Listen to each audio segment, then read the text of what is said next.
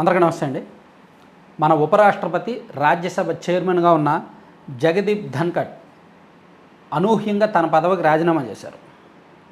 నిజానికి మన భారతదేశంలో రాష్ట్ర స్థాయిలో గవర్నర్ పదవులకు కానీ లేదా మంత్రి పదవులకు కానీ లేదా సీఎం పదవులకు కానీ, కేంద్రం స్థాయిలో ప్రధానమంత్రి పదవి కానీ, రాష్ట్రపతి పదవి కానీ, ఉపరాష్ట్రపతి పదవి కానీ, కేంద్ర మంత్రి పదవి కానీ ఎవరు స్వచ్ఛందంగా రాజీనామాలు చేయరు.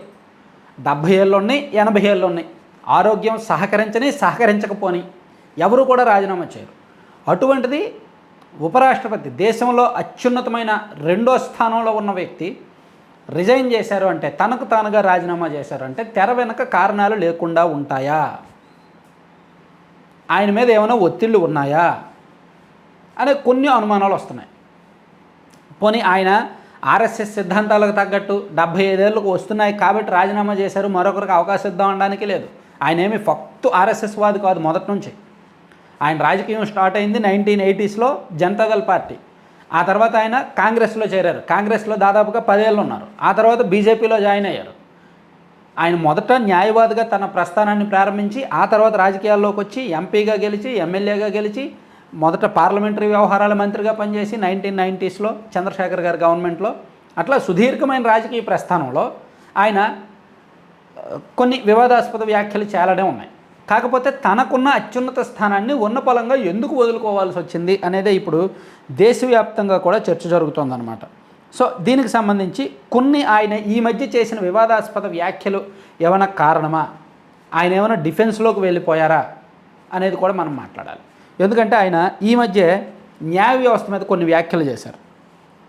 జాతీయ న్యాయ నియామకాల కమిషన్ ఎన్జీఏసీ చట్టాన్ని రద్దు చేస్తూ 2015లో సుప్రీంకోర్టు ఇచ్చిన తీర్పును జగదీప్ ధన్కర్ అనేక సార్లు సందర్భం వచ్చిన ప్రతిసారి కూడా ఆయన ప్రస్తావిస్తూ వచ్చారు. ఆయన ఒక న్యాయవాది, సుప్రీంకోర్టులోనూ అలాగే రాజస్థాన్ హైకోర్టులో కూడా ప్రాక్టీస్ చేసేవాళ్ళు. సో ఆయనకు న్యాయపరమైన అంశాల మీద పట్టు ఉంది కాబట్టి ఆయన న్యాయస్థానాల మీద వ్యాఖ్యలు అలాగే అంతే ఘాటుగా చేసేవాడు అన్నమాట.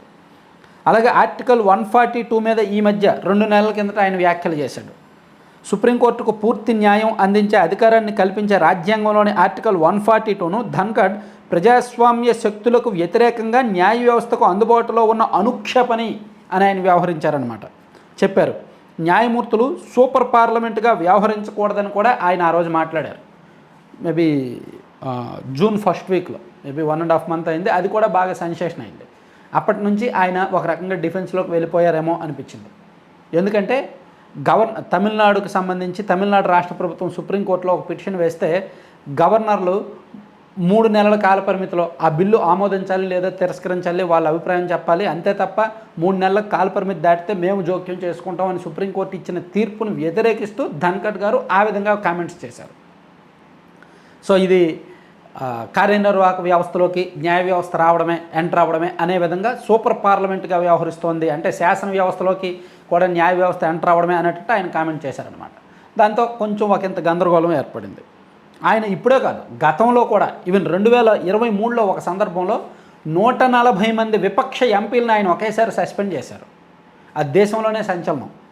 2023 శీతాకాల సమావేశాల్లో పార్లమెంటు భద్రతా ఉల్లంఘన ఘటనపై ప్రతిపక్ష ఎంపీల నిరసనల కారణంగా 140 మందికి పైగా ఎంపీలను ఒకేసారి సస్పెండ్ చేయడం రికార్డు సృష్టించింది.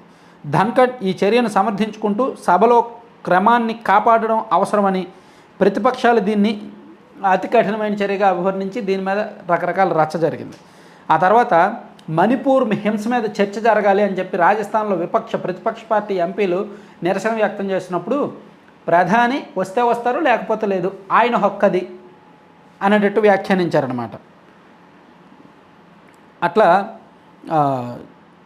అంటే ఇది ఆయన బాధ్యత కాదు అని ఒక కామెంట్ చేశారు. అది కూడా ప్రతిపక్షాలు అభ్యంతరం వ్యక్తం చేశారు. తర్వాత ప్రధానమంత్రి మాట్లాడుతున్నప్పుడు ప్రతిపక్ష ఎంపీలు సభ నుంచి వాకౌట్ చేసినప్పుడు ధన్కర్ వారిని తీవ్రంగా విమర్శించారు.